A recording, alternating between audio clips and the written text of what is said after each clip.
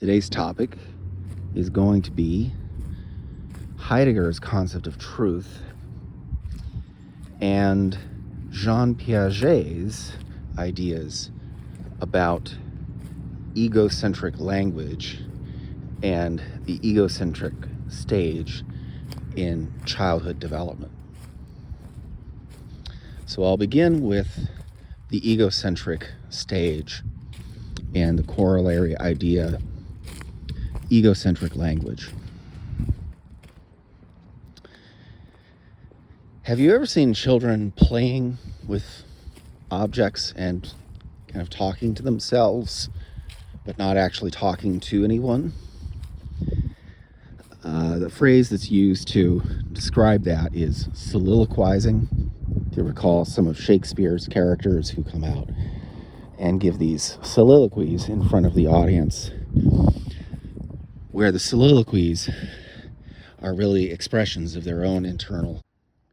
Soliloquies are really just expressions of their own internal states.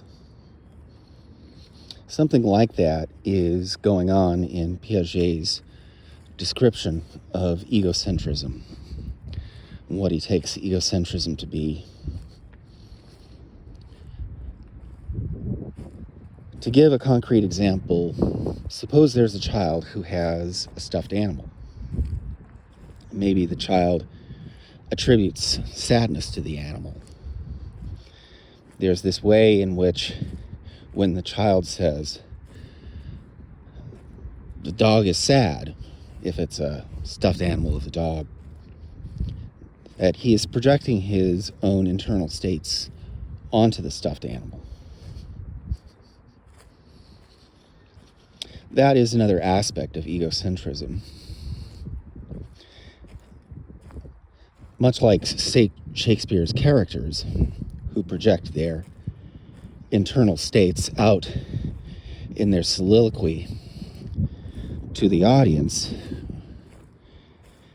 the child is making his own internal states into a pattern for perceiving the world.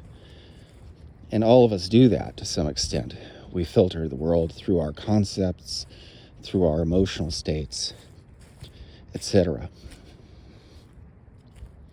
But something happens when the child, according to Piaget, reaches about 7 years of age, and the social aspects of his or her awareness start to become more prominent in the way that they begin to communicate. So they start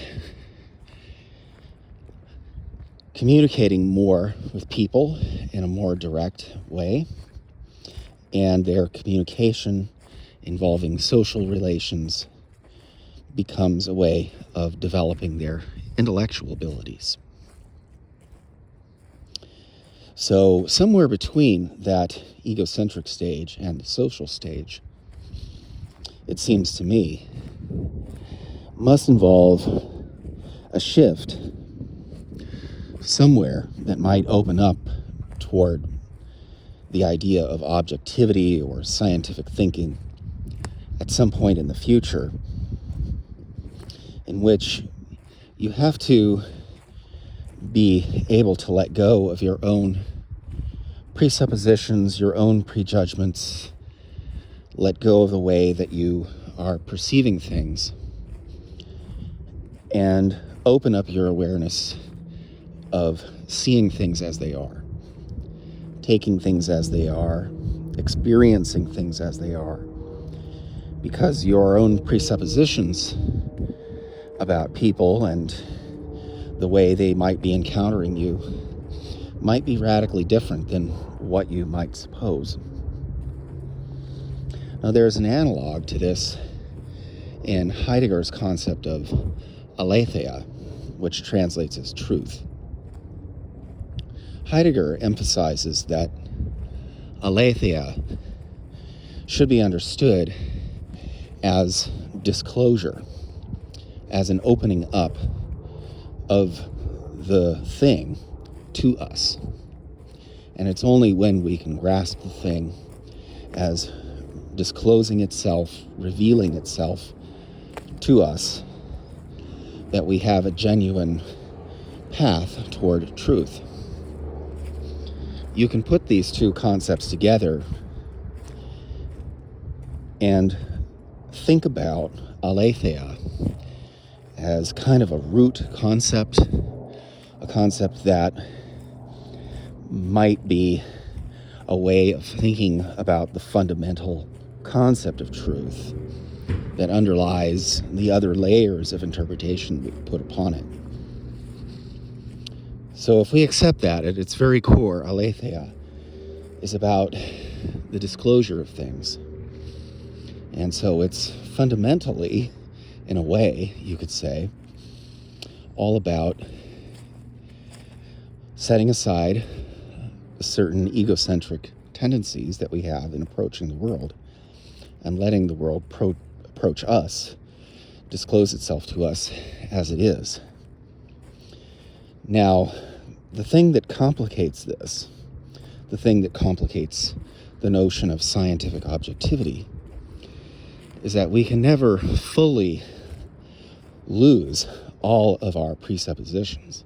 And in fact, some assumptions about the way the world is may in fact be necessary in order to make any progress towards the truth. We may need to begin with an interpretation of some sort, even if it's one we don't realize we have, in order to begin down the pathway toward discovering what it is in itself. And that might be a matter of having our presuppositions shown to be false or inadequate. So there is, from the very beginning, a kind of dialogue, a kind of dialectic that's built into the self and the other as part of our search for truth. And perhaps our search for truth, if we combine that with Piaget's notion of the child opening up to the social world,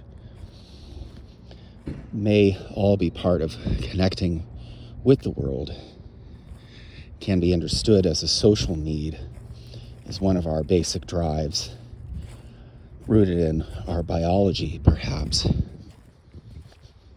to discover the other and to begin to relate ourselves to the other.